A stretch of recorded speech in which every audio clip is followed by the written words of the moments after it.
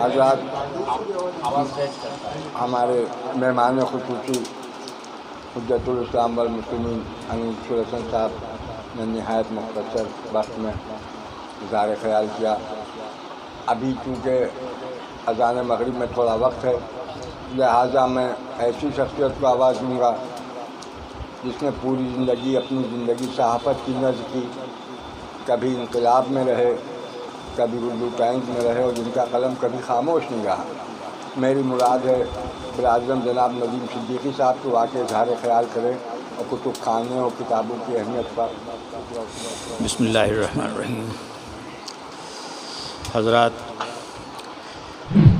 کتاب ہمارے نزدیک، ہمارے ایمان میں، ہمارے عقیدے میں جس درجے پر ہے وہ کوئی بتانے کی بات نہیں، کہنے کی بات نہیں. بڑی خوشی ہوئی مجھے کہ ایک گھر میں یہ کتب خانہ قائم کیا گیا اور مختلف موضوعات میں نے بھی دیکھا، جیسے مولانا نے فرمایا کہ اس میں جگر کا بھی کلیات موجود ہے وغیرہ وغیرہ. لیکن ایک بڑی عجب سی بات ہے جو میں مولانا کو سن رہا تھا. انہوں نے ساری باتیں تو مولانا نے کہہ دی، میرے خیال سے بات کوئی کہنے کی رہ نہیں گئی. یہاں ایک بزرگ تھے، میرے خیال سے تمام سینئر حضرات جتنے بیٹھے ہیں وہ سب واقف ہیں ان سے، جناب محمود سروش، میرے عزیز محترم، اللہ مغفرت فرمائے ان کی لائبریری، ان کا کتب خانہ، اس کو دیکھ کر مجھے یاد آیا. لیکن ایک بات یہاں پر جو سب سے بڑی اہم ہے وہ یہ ہے کہ ہمارے ہاں کتابیں تو میرے خیال سے جتنے لوگ یہاں بیٹھے ہیں، ہمارے برادر شعور صاحب ہیں، ان کے یہاں بھی ایک اچھا خاصا ذخیرہ ہے. ہمارے پروفیسر مجاہد حسین حسینی صاحب ہیں، چند قدم کے فاصلے پہ یہیں پر رہتے ہیں، ان کے یہاں بھی ایک اچھا خاصا ذخیرہ ہے. لیکن میرے خیال سے میں نے محسوس یہ کیا ہے کہ ہمارے ہاں سب سے زیادہ ضرورت جو اس وقت ہے کہ اپنے بچوں میں، اپنی نئی نسل میں کتابوں کا تجسس پیدا کرنا.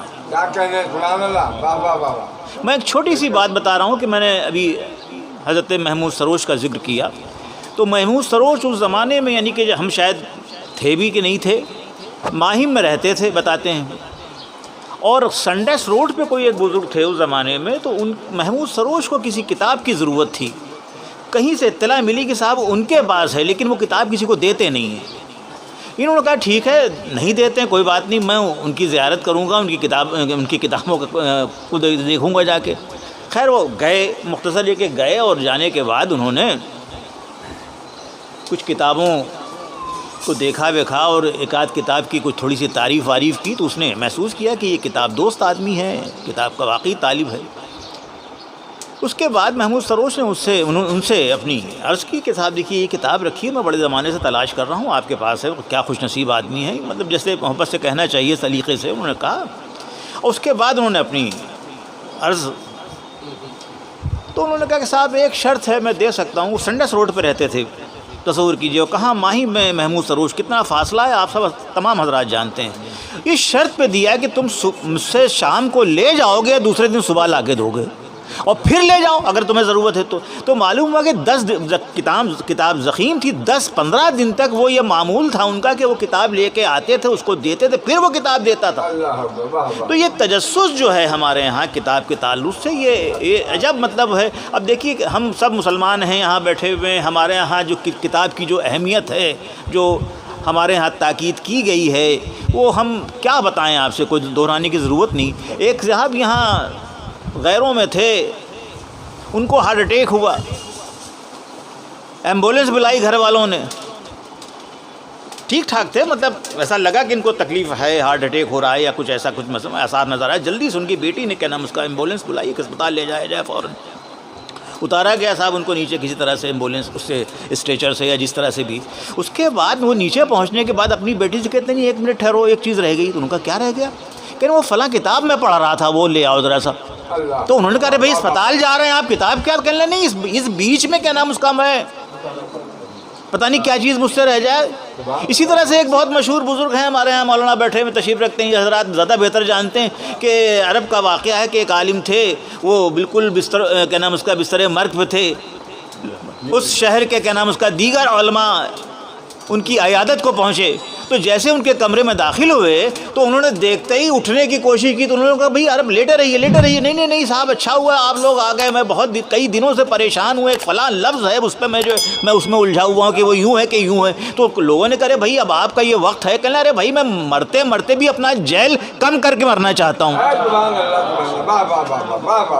تو عزیزو، اس وقت سب سے بڑا مسئلہ ہمارا یہی ہے کہ ہم اگر اپنے بچوں میں رہی جیسے کہ یہ کتاب اور ڈیجیٹل کتاب، تو بھائی ایک تو شخص ہوتا ہے اور ایک ہوتا ہے عکس. تو یہ ڈیجیٹل جو ہے یہ سب عکس ہے، اور عکس کی کیا اہمیت ہوتی ہے وہ آپ سب جانتے ہیں. تو عزیزو، میں اپنی بات یہاں پر ختم کر رہا ہوں کہ یہاں آقائی مولائی امام جعفر صادق کا قول ہے، اس پہ میں اپنی گفتگو تمام کر رہا ہوں کہ لکھو اور اپنے علم کو لکھو اور اپنے دوستوں کے درمیان اپنا علم پھیلاؤ، اور جب وقت مرگ آئے تو اپنے بچوں کو بطور میراث سپرد کر دو کہ جب فتنہ و آشوب کا زمانہ آتا ہے تو بجز کتاب کوئی مونس و دم ساز نہیں ہوتا.